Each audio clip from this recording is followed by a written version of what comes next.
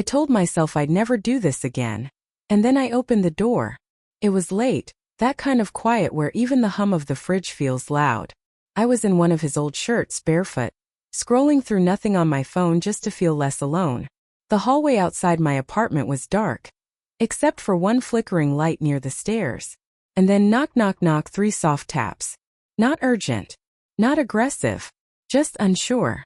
I froze. Because nobody knocks at that hour unless something's wrong. I peeked through the peephole and saw him. He was standing there with his head down, rubbing the back of his neck like he was rehearsing what to say. Tall, broad shoulders, a hoodie half-zipped like he left in a rush. I opened the door without thinking.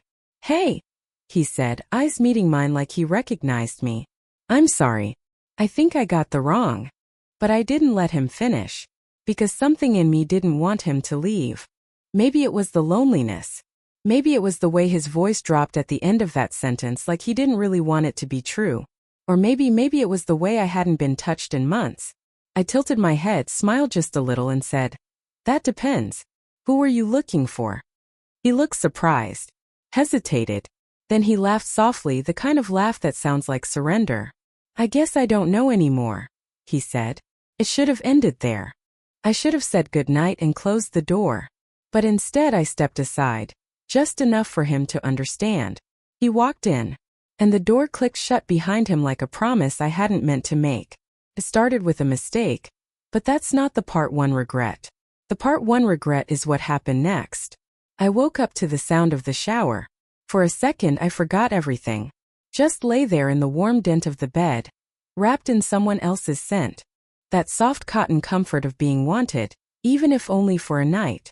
But then it hit me. I didn't even know his name. I sat up slowly. My head was cloudy, not from wine or sleep, but from the silence that followed what we did. Or almost did. I don't even know what to call it. We didn't talk much after he walked in. Just moved around each other like we'd done it before. Like the silence already knew the choreography. But now, in the gray light of morning, everything felt too real. The air was cooler. The shirt clung to my skin in places I didn't remember sweating. And my heart was doing that thing it does when I know I crossed a line. I stood by the bathroom door, one hand hovering over the handle. I could hear the water, the soft creak of pipes, his low hum. And I realized something that made my stomach twist. The voice I heard wasn't who I thought it was. I don't know who I thought he was last night. A ghost of someone I used to love, maybe. A stand-in for a feeling I hadn't felt in years. But this morning, he was real. Too real. When the water stopped, I stepped back like I'd touched a flame. He opened the door, towel around his waist, steam curling behind him like breath. He looked at me like he was about to say something important. But before he could, my phone buzzed. A name on the screen that made everything tilt sideways. Jason. My boyfriend. Who wasn't supposed to be back until Sunday. And that's when I realized. The man standing half wet in my hallway wasn't just in the wrong apartment. He was in Jason's building. I didn't answer the call. I just stared at the screen, watching Jason's name flicker like a warning light I was too numb to heed. My thumb hovered over it, decline, answer, stall. Instead I let it ring out. Let the silence stretch. The man, he was watching me. Still damp from the shower, towel low on his hips, like none of this was strange. Like we hadn't skipped past names, past reason, straight into something reckless and unspoken. "Everything okay?" he asked, voice low, hesitant. I nodded too quickly. "Yeah, just unexpected." He didn't push. Just leaned against the doorframe, arms crossed. A quiet storm waiting for a signal. I should have asked his name. I should have told him mine. Instead I asked, "Why were you here last night? What door were you looking for?" His jaw tensed. "My buddy's place. Thought he was in 3B. Guess I misread the number. Or maybe I didn't." He glanced at me like he was trying to piece something together. Like maybe he had questions too. But neither of us said the real thing out loud. "Why did I let you in? Why did he stay?" Jason texted then. Just a simple line. "Landed early. On my way." My stomach dropped. I turned away so he wouldn't see my face. Wouldn't see the panic crawling up my neck, the heat of guilt sitting sharp behind my eyes. He stepped closer. I felt it before I heard it. The air shifted, the quiet thinned. "Do you want me to go?" he asked. And that's when I lied. I turned, looked straight into those two honest eyes and said, "Yes, you should go." He didn't argue. Just nodded, walked back into the bedroom, started pulling on the clothes he'd peeled off not even 8 hours ago. I stood by the door, pretending I wasn't shaking, pretending I didn't want to grab his wrist and say don't. He left without looking back. And I went to brush my teeth like nothing happened. I was still rinsing my mouth when Jason walked in, smiling, kissing my shoulder, asking if I missed him. And I said yes. That was the second lie. I thought I could bury it. Pretend the knock never happened. Pretend the air in the bedroom didn't still carry the weight of a stranger's breath. Pretend I could lie beside Jason that night and not feel like my skin was telling on me. But guilt doesn't sit quietly. It whispers in the most inconvenient places. It started small. A missing toothbrush. Jason noticed it first. "Did you throw mine out?" I froze. "What?" "My travel one, the red one. I left it in the holder last week." I shrugged, tried to look casual. "Maybe you packed it and forgot?" But my voice cracked a little. Just enough for him to glance at me for a beat too long. That's the thing about lying. It rewires your body. Makes you overcompensate in the little things. A forced laugh, a kiss that lasts too long, a stare that avoids just enough. I thought I could control the damage. Until he opened the bedroom window and said, "Did someone smoke in here?" I almost dropped the glass in my hand, because I didn't smoke. But he had. Last night, leaning half out the window, shirtless, tracing his fingers across the ledge like he was trying to memorize the moment. He didn't ask if he could, just lit one, offered me a drag, and I shook my head. Watched the smoke curl around him like it belonged there. "No," I said quickly. "Maybe from downstairs?" Jason didn't answer. Just nodded slowly. But I could feel it. The seed of doubt had been planted. And I hated how fast I started watering it myself. I kissed Jason that night like I was trying to convince me. Like if I could make him believe I still wanted him, maybe I'd believe it too. But it didn't work. Because when he touched me, I flinched. Not because I didn't want him, but because my body remembered someone else. It was a hoodie, crumpled beneath the bed, half tucked into the shadows, like even it was ashamed to be seen.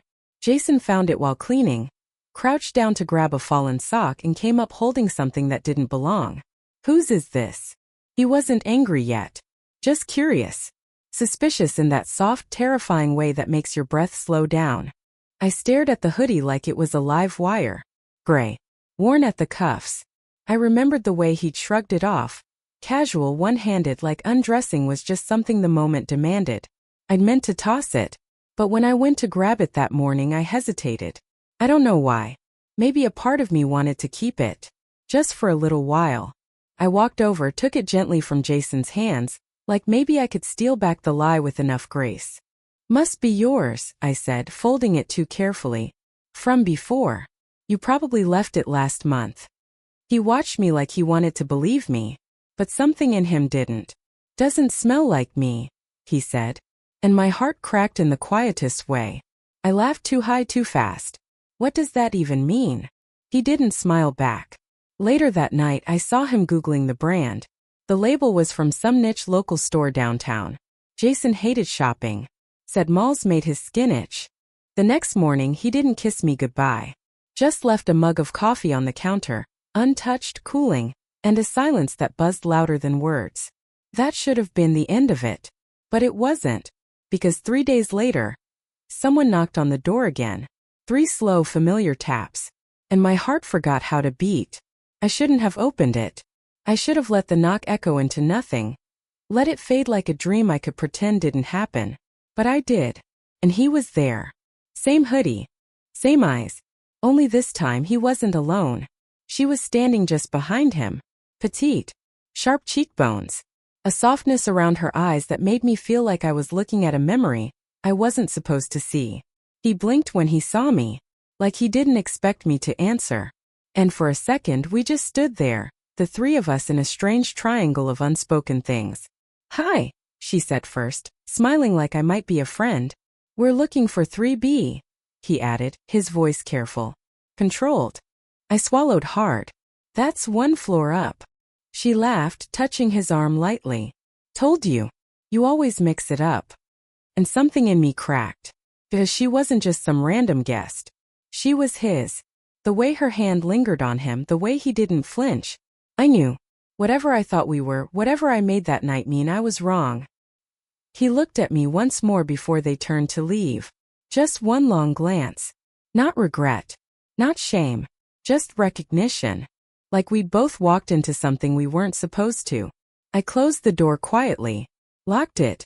Leaned my forehead against the wood like I could disappear into it. My phone buzzed. Jason again. This time a photo. The hoodie. Captioned.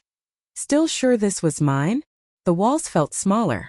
Everything suddenly too loud. The tick of the clock, my breath in my throat. The weight of every little lie pressing down at once. And that's when I realized I wasn't the only one lying. I stared at the photo of the hoodie on my screen for a long time. Not because of what it was, but because of what it meant. Jason didn't ask. He accused. That caption. Still sure this was mine? Wasn't just a question. It was a mirror. And I suddenly realized maybe he knew before I did. When he came home early. When I flinched at his touch. When I smiled too hard, too fast. I thought I was the one keeping secrets. But Jason was playing his own game. That night I couldn't sleep. I kept thinking about him, the man from the wrong door, the one who wasn't supposed to matter. But what haunted me more was her. The girl standing behind him, so at ease, so familiar. How many other doors had he knocked on before mine? How many times had he not been alone? I needed answers. Or closure. Or maybe just someone else to be the villain for once. So I waited until Jason got out of the shower. Towel around his waist. Steam still rising behind him. The mirror fogged like a blurred truth. I need to ask you something, I said. He didn't flinch. Just nodded like he'd been waiting. Who is she? I asked. The girl in your phone. The one from last weekend. The one you said was just a friend. His jaw tightened. Barely. You're seriously asking me that? Silence. Then he added quietly, I didn't sleep with her. But he didn't say he didn't want to. Didn't say he didn't think about it. I wanted to, he admitted. But I didn't. And that somehow hurt more. Because it meant he chose not to. Well, I didn't even hesitate. We sat across from each other on the edge of the bed like strangers playing confession. He looked at me, eyes tired. So who's the hoodie from? And I lied again. I don't know. He nodded. Like that was the answer he expected. Not the truth, just the version he could survive. We didn't speak much after that night. Not about her. Not about him. We just drifted. Silently. Carefully. Like two people living inside the outline of a relationship that used to mean something. Jason stopped asking questions.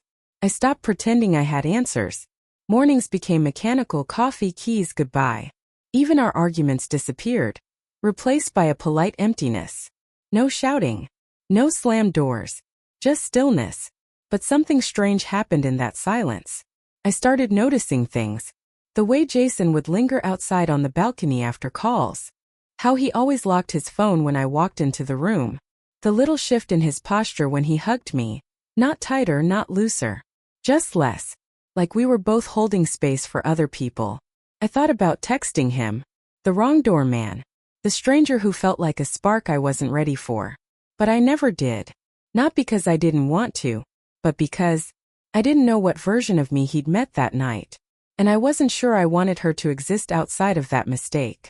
One night, Jason and I were watching some show we didn't care about, barely speaking, when he turned to me and said, I think we're done. Just like that. No anger. No tears. Just the truth sitting between us like it had been waiting its turn. I nodded. Because I knew. Not from that night. Not even from the lie. But from the silence that followed it. He packed a bag the next morning. Left his key on the counter. Didn't say goodbye. And I left the door unlocked. Just for a moment. Not because I wanted anyone else to walk through it. But because I needed to feel what it was like, the air, the risk, the choice to leave it open. The knock hasn't come again. Maybe it never will. But I still remember the sound. 3 soft taps. Like a question I never really answered.